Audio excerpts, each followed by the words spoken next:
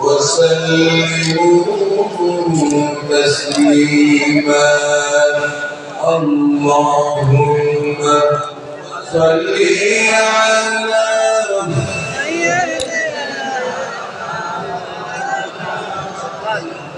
وعلى آل سيدنا بلغ العلا بكماله كشف الدجى بجماله حسنت جميع خصاله صلوا عليه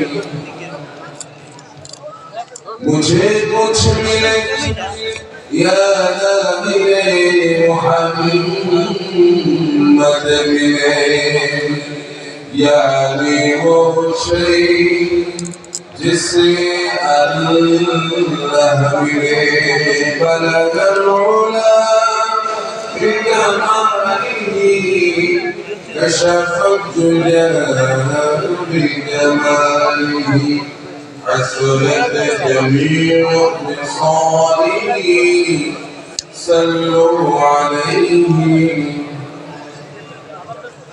أما بعد الحمد لله كفى والصلاة والسلام على حبيبه المصطفى أما الشكر المحمد الشريف صلى الله عليه وسلم أولاد رسول صلى الله عليه وسلم حضرة العلام سيد طاهر أحمد الزبيري نور الله مرقده وجعل الجنة مصواه صاحب الله 5 দিন ব্যাপী আদিম শরীফ মাহফিল আছে সমাপনী দিবস এই 5 দিন ব্যাপী আদিম শরীফ মাহফিল সম্মানিত সুযোগ সাদর জলসা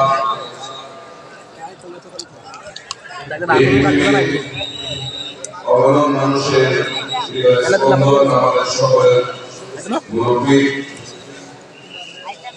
ইসলামী ফাউন্ডেশন এর সুযোগ্য সম্মানিত গভর্নর ডক্টর আহমদ শাহী জামিউদ্দিনের সভাপতি আমাদের রাসূল আল্লামা আলহাজ মাওলানা সৈয়দ মুহাম্মদ আনোয়ার সাইদ তাহির জামিল মাদানী সাহেব আমাদের পরিবারের সদস্যবৃন্দ ঈশ্বর উপস্থিত থাকা শ্রেষ্ঠ সন্তান ওলামায়ে কেরাম আমার সামনে মুসলিয়ান মুরবিয়ান সামিঈন হাজিরিন প্রাণ প্রিয় ইসলাম প্রিয় তৌহিদ জনতা আল্লাহ সুবহানাহু ওয়া তাআলা আনিশান দরবারে শুকরিয়া আদায় করছি যে মহান মহিম আজকের এই সমাপনী দিবসে প্রচন্ড গরমকে উপেক্ষা করে আল্লাহর কোরআনের মহাব্বতে আমরা আজকে ময়দানে বসতে পেরেছি আল্লাহ তৌফিক দিয়েছেন শুকরিয়া আদায় করি আলহামদুলিল্লাহ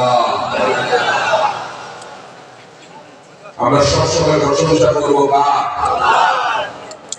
শুকরিয়া এবং দুঃখে আমরা সবসময় প্রশংসা করবো কার কারণ আল্লাহর প্রশংসার মধ্যে বান্দার জন্য লাভ আছে কি বলেন এই যাবৎকালীন আপনারা গরম গরম কথা শুনেছি এমনিতেও গরম সুতরাং আমি আর গরম বেশি করা বলতে চাই না আমি আজকে একেবারেই ঠান্ডা ঠান্ডা কিছু কথা বলবো কি বলেন হ্যাঁ আল্লাহ জানে তুমি কাজ করবে আমি আজকে আপনাদের সঙ্গে সংক্ষেপে হযরত নূহ আলাইহিস সালামের দাওয়াতের এই বর্ণনার জীবন নিয়ে সামান্য কিছু কথা বলবো আল্লাহ যেন আমাদের প্রতিজ্ঞা করবে আমি তার ভূমিকা দিতে করতে চাই যেহেতু সময় কম সেই ভূমিকার বর্ণনা না করে আমরা সকলে তাফসীরের ইসলাম আমরা কিভাবে শুরু করতে চাই সকলে প্রাণ খুলে আমরা সকলে শয়তান রাসূল থেকে আল্লাহর কাছে পানা চেয়ে সবাই শুরু করি সকলে আউযু বিল্লাহি মিনাশ শাইতানির রাজীম বিসমিল্লাহির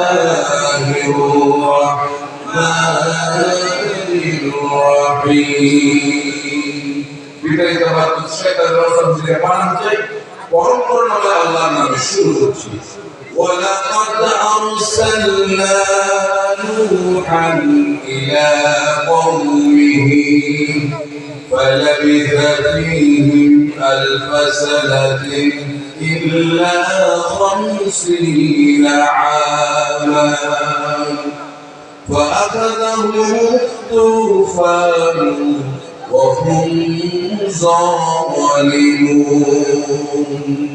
فأنجيناه وأصحاب السفينة وجعلناها آية للعالمين.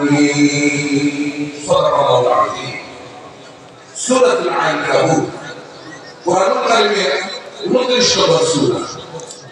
এই সূরা আল্লাহ সুবহানাহু ওয়া তাআলা আয়াত দিয়েছেন 69। রাসূল করিম সাল্লাল্লাহু আলাইহি ওয়াসাল্লামের হিজরতের পূর্বে নাযিল হয়েছে বিধায় তাফসীরের ভাষায় এই সূরাকে মাক্কি সূরা বলে। আমি বিশাল জনতাকে প্রশ্ন করতে চাই, আমরা আজকে যে সূরা থেকে কথা শুনবো সেই সূরার নাম মাক্কি। যদি একটু বলেন না সূরার নাম মাক্কি। ওই যে বল যা ছিল শক্তি যা ছিল আগে আপনারা বের করে দিয়েছেন, নাম বলতে কোনো শক্তি নেই। কি বলেন মুসলমান কি এরকম হতে পারে? মুসলমান কি চুপসে হয়ে যাচ্ছে এরকম জাতি নাকি মুসলমান? আমরা তো হযরত ওমরের উত্তরসূরি, ঠিক কি না? যে ওমর এবং সাহাবায়ে কেরাম ময়দানে নারে তাকবীর স্লোগান দিয়ে বাতিল ময়দান থেকে বাড়াতে বাধ্য হতো, ঠিক কি না বলেন? আজকে ভারত আমাদেরকে চোখ লাগাই দেয়।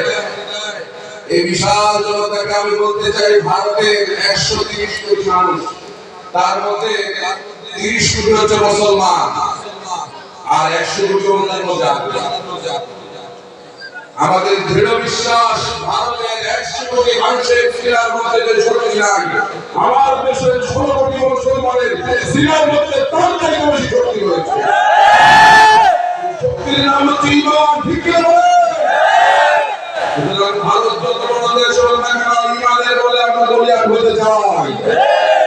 ঈমান থাকলে বিজয় দিবেন কে? আল্লাহ রাব্বুল আলামিন বলেন, ওয়ালা তাহিনু ওয়ালা তাহজানু ওয়া আনতুমুল আ'লাউনা ইন কুনতুম মুমিনিন।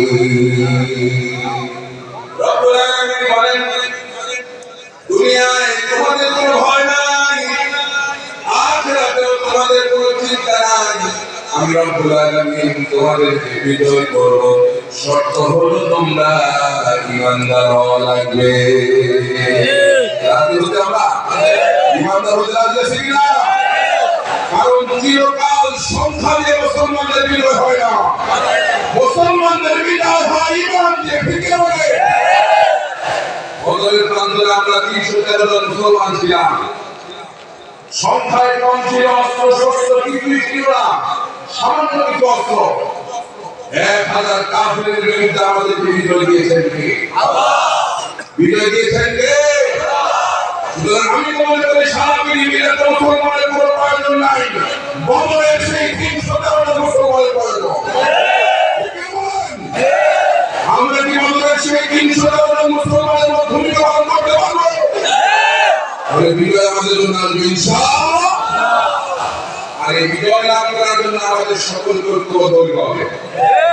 আজকে নানান কায়দা মুসলমানদেরকে বিভক্ত করে দেওয়া হচ্ছে। আজকে টুপিতে মুসলমান আলাদা হয়ে গেছে, পাঞ্জাবিতে মুসলমান আজকে আলাদা হয়ে গেছে, সামান্য নকল বিষয়টি আজকে মুসলমান আলাদা হয়ে গেছে। আর এই সুযোগগুলো নিচ্ছে ইয়াহুদি এবং খ্রিস্টানরা, ঠিক না বলে?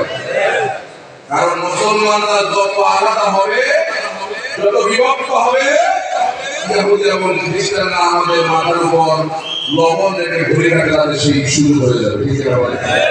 এই জন্য আজকে আমাদের ঐক্যবদ্ধ হওয়া দরকার। আর ঐক্যবদ্ধ হওয়ার জন্য আমাদেরকে দাওয়াত এই জিন্দেগি পালন করতে হবে। মানুষের কাছে বেশি বেশি আল্লাহ দাওয়াত পৌঁছে দেওয়া লাগবে, ঠিক না বলে? এবং রাসূলের দাওয়াত এই জীবন বেশি বেশি আমাদেরকে শোনা দরকার এবং এই দাওয়াত এই জিন্দেগি আমাদেরকে অনুকরণ করা দরকার, ঠিক না বলে? ভাই আমার 24 স্বাধীনতার পর দেশ যখন এখন ইসলামের জন্য উন্মুক্ত হয়ে গেল, এখন আল্লাহ এই পৃথিবীতে বিশেষ করে বাংলাদেশে কোরআনের রাজ কায়েম করার একটা সুবর্ণ সুযোগ আমাদের জন্য আছে। কি বলে 13 বছর মক্কায় রাসূল করিম সাল্লাল্লাহু আলাইহি সাল্লাম কষ্ট করেছেন, আমরাও কষ্ট করেছি। এখন আর মক্কার জিন্দেগি নাই, মদিনার জিন্দেগি শুরু হয়ে গেছে। এই মদিনার জিন্দেগিতে আল্লাহর কোরআনের রাত আমরা সকলে কায়েম করতে চাই, ঠিক না বলেন? 54 বছর এই দেশে আলেম ওলামারা কোরআন দিয়ে দেশ চললে দেশের পরিস্থিতিটা কেমন হবে শুধু আলোচনাই করেছে, আপনাদেরকে দেখাতে পারি নাই, ঠিক না? এখন যে একটু সুযোগ এসেছে এই কোরআন দিয়ে দেশ চলা, এই পরিস্থিতি আমাদেরকে এই পরিস্থিতি আমাদেরকে সৃষ্টি করতে হবে কোরআন দিয়ে দেশ চলা, ঠিক না বলেন? এজন্য ইসলামী আন্দোলনের সকলকে শামিল হয়ে যেতে হবে। আল্লাহর কোরআনের রাস্তায় করার জন্য সাহাবীদের মতো প্রাণনাকি বর্ণিত হবে।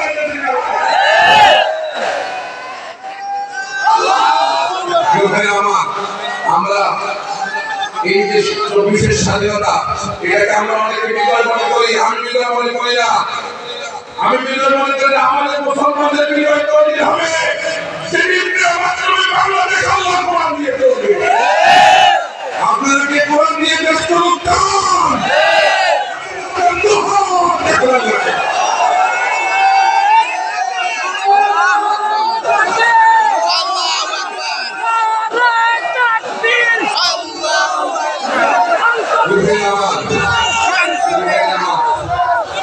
শুধু এই মাহফিলে নারায় তাকবীর আল্লাহু আকবার সুবহানাল্লাহ এখানে যেন আমাদের কাজ শেষ হয়ে না যায়। এটা তো শুরু, যেদিন সৎ এবং যোগ্য নেতৃত্ব এসে প্রতিষ্ঠিত হবে ওই দিয়ে শান্তি আসবে, আর শান্তি আর পাওয়া যায় না। কারণ 54 বছরে দেশে কেউ শান্তি দিতে পারে না। কথা বলেন, 54 বছরে দেশে কেউ শান্তি দিতে পারে না। তার আগে 1947 সালের পর থেকে আইয়ুব খানের শাসনে দেশের মুরব্বীরা আপনারা দেখেছেন।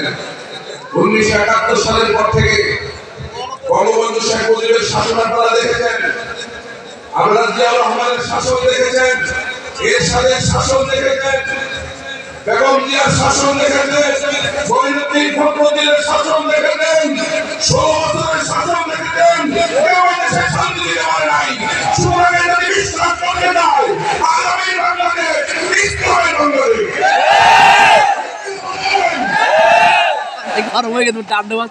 আমরা বিশ্বাস করতে চাই এবার যদি আপনারা সুযোগ করে হারাই ফেলি আগামী 100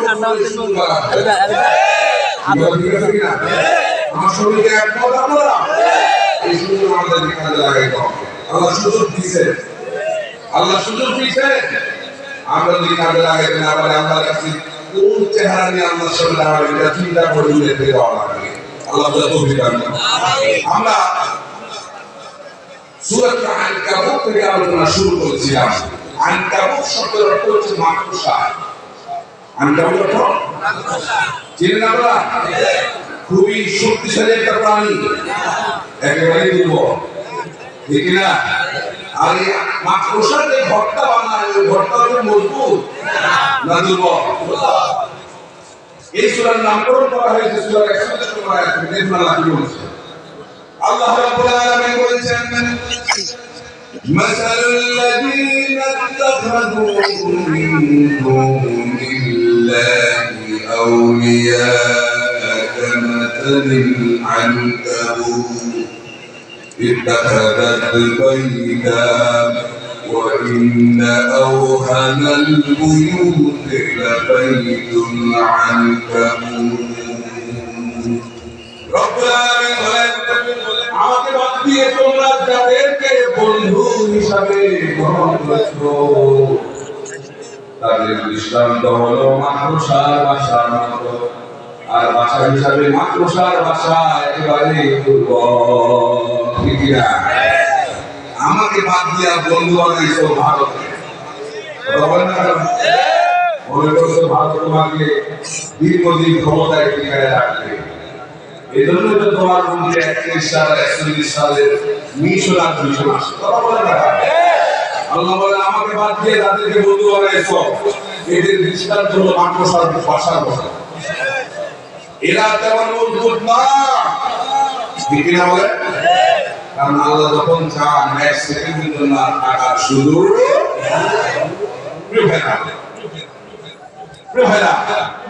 তারপরে আমাদের কিছু ভাইরা এখনো বুঝে না, এখনো মাঝে মাঝে মুসলিম মারে, দেখছেন আপনারা এই সন্তানের মাঝে মাঝে মুসলিম মারে।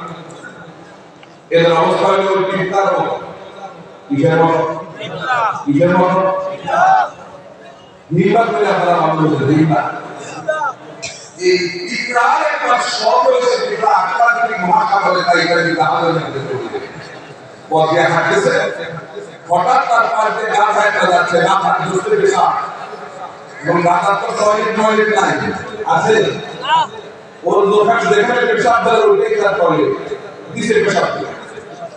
পেশাবের কারণে মাটি গরম হয়ে গেছে, গাধার পা একটা মাটির মধ্যে ঢুকে গেছে, গর্ত হয়ে গেল, গাধা তখন চলে যাচ্ছে, ওই সবগুলো পেশাব এসে গর্তের মধ্যে ঢুকছে। পিঁপড়ায় যাচ্ছে পাশ দিয়ে, পিঁপড়ায় সর্বনাশ, আমি তো আপনার কি মহাসাগর হয়ে এখন যদি একটা টাইটানিক জাহাজ পাওয়া যায় তো তার আশা দিন বাড়ে না কমে, কথা বলেন না। হঠাৎ পিঁপড়ায় খেয়াল করে দেখলো কোথা থেকে একটা তেঁতুলের পাতা এসা এই পেশাবের উপর পিঁপড়ায় তো সর্বনাশ, আমাদের আশা আরেকটা ভুল হয়ে পিঁপড়ায় গিয়ে এবার তেঁতুলের পাতা ধরছে। এবার মনে মনে চিন্তা করে আরে এমন সমুদ্রে আসলাম হঠাৎ বাতাস শুরু হয়ে গেছে, বাতাস শুরু হয়ে যাওয়ার পর ওই গাধার পেছনের উপর একটা ঢেউ উঠছে। পিঁপড়ায় বলে সর্বনাশ, আমার তো 16 বলার পূর্ণ হয়ে গেছে, আটলান্টিক মহাসাগর চাইলাম পাইলাম, টাইটানিক জাহাজ চাইলাম পাইলাম, আবার এমন সমুদ্রে মরানা ঢেউ, ওই গাধার পেছনের উপর পিঁপড়ার যে দশা, আমার দেশের রাম বাম নাস্তিক কুর্তা আর ভারতের দালালদের একই দশা, ঠিক না?